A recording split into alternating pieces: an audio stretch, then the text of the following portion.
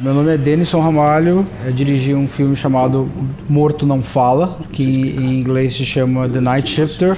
Passou agora nessa edição 2018 do Fantasia Film Festival aqui em Montreal, no Canadá. E vai passar em setembro no Festival Motel X, em Lisboa. Nosso primeiro festival fora do Brasil, num país de língua portuguesa. O que você fez?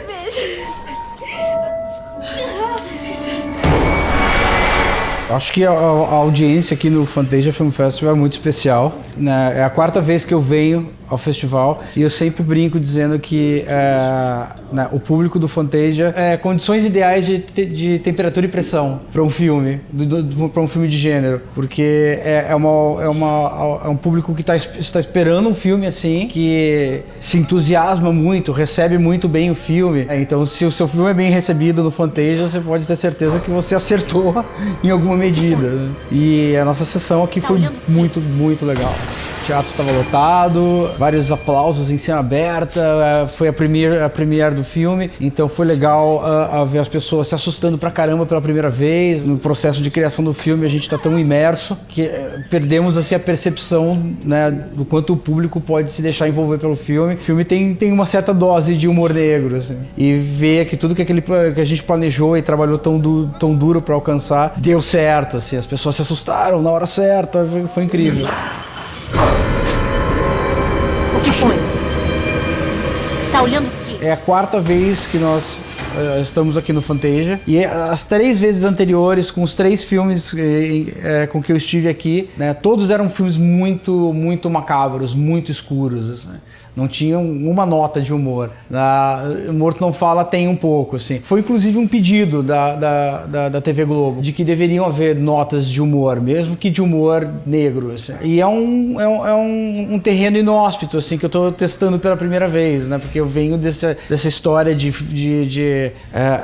curtas-metragens e o longa-metragem do Zé do Caixão que eu escrevi, que é muito trágico, tudo muito extremo, muito violento, muito brutal, e de repente eu tenho um projeto que eu preciso temperar com algumas notas de humor, assim. Foi uma experiência interessante, um exercício bacana. A série, na verdade, até já existe uma primeira versão dela escrita. Eu fiquei 1 ano e meio trabalhando com a Cláudia Juvan, co-roteirista do filme também. Eu estava morando nos Estados Unidos e em 2013 programado para retornar ao Brasil, e ainda morando nos Estados Unidos, a Rede Globo de televisão me contactou, né, através da Casa de Cinema de Porto Alegre, que é a empresa produtora do filme, que fica no sul do Brasil. A Casa de Cinema, né, a nossa produtora, Nora Goulart, comentou comigo. Existe um interesse da Rede Globo de começar a explorar outros gêneros, inclusive o terror. E eles querem fazer uma série. A gente apresentou, ela perguntou, você tem alguma ideia de série? E eu lembrei imediatamente desse conto, né, escrito pelo meu amigo Marco de Castro, que conta a história de um funcionário do Instituto Médico Legal, né, do necrotério em São Paulo, de um necrotério numa área muito violenta de São Paulo. Eu pensei, esse personagem pode render uma série, né, um cara que fala com os mortos, que age em cima de segredos dos mortos, né, para o bem ou para o mal. Eu falei, isso pode render uma série.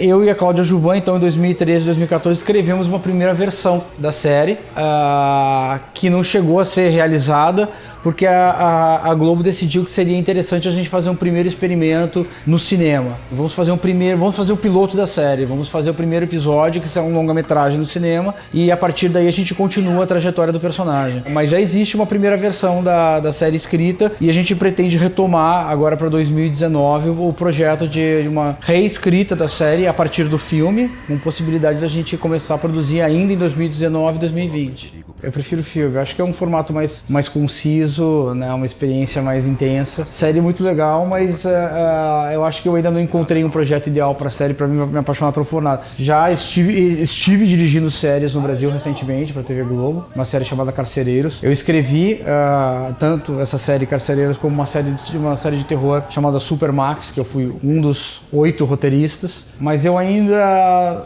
não encontrei assim uma conexão emocional tão potente com o formato série quanto eu encontrei com o formato mais curto, né, do longa-metragem ou do curta-metragem. Mas acho que é uma questão de formação. Acho que, né, a geração mais jovem, a geração dos meus filhos, né, vai crescer assistindo as séries, e acho que as séries vão ser para eles o que os filmes foram para minha geração. Eu queria passar a sensação de que os mortos, quando estavam na presença do Stênio, né, do nosso protagonista, para falar com eles, eles precisavam fazer um esforço enorme para mobilizar, né, o seu aparelho fonador, né, o pouco que restava de energia vital naquele corpo morto, né, os últimos resquícios para poder se comunicar, né, com esse interlocutor mediúnico. Então, com isso, eu pensei que a paralisia da morte precisava estar presente em todo o resto do corpo. Isso desde o primeiro rascunho da série, há muitos anos atrás, eu falei, é assim que deve funcionar. Né? O corpo está paralisado, ele não respira, os mortos não piscam, né? Eles só conseguem mobilizar os seus olhos e o seu aparelho fonador, só. Para que as pessoas sintam esse estranhamento de um corpo que realmente não se move. E outra coisa interessante é a interação física do Stênio com esses cadáveres, né? De poder costurá-los, né? Conversar com eles durante autópsias, né? Isso não seria possível com um ator, né, que respira, que pisca, né? Por mais que eu preparasse fisicamente um ator, a gente nunca conseguiria chegar nesse nível de paralisia. Então esse desenho dos efeitos já foi pensado desde o primeiro desenho da série e do filme.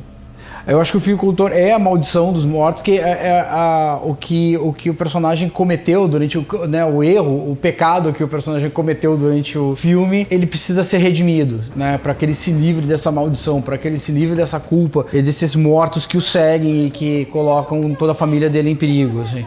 Então a gente imagina num primeiro desenho da série que ele vai ser um personagem errante, né, que ele precisa desfazer o mal que ele fez utilizando o seu dom, assim. Então ele vai se envolver em uma série de histórias de pessoas que têm problemas, né, ou questões com os seus mortos, né, e ele vai ser o mediador, né, e vai se envolver nessas histórias, muitas delas com histórias mais emocionais, outras histórias mais escuras e mais macabras, né, para que aos poucos ele possa, né, zerar, né, a culpa do erro que ele cometeu, né, quando né, ele traiu a confiança dos mortos. Aconteceu alguma coisa?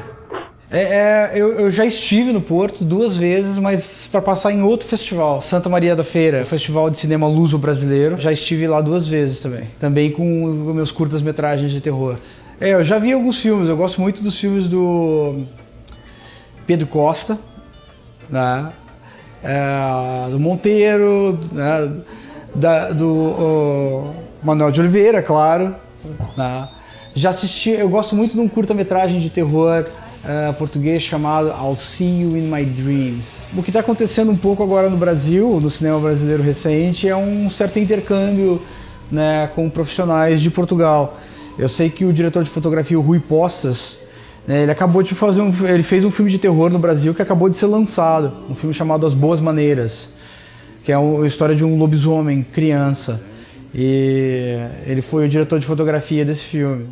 O filme de terror é uma coisa que tem que ser descoberto por você mesmo. Você mostra, ou os amigos mostram, né? O pai e a mãe não mostram um filme de terror. O filme de terror é um negócio que depende muito da curiosidade da pessoa. Eu sou Denison Ramalho, cineasta do Brasil, faço filmes de terror e espero todos vocês aí de Lisboa, né, que venham assistir o filme Morto Não Fala, meu longa-metragem, The Night Shifter, título em inglês, no Festival Motel X em Lisboa, em setembro. Não sei ainda a data, mas espero que vocês vendo essa mensagem descubram e venham assistir. Do caralho! Mais!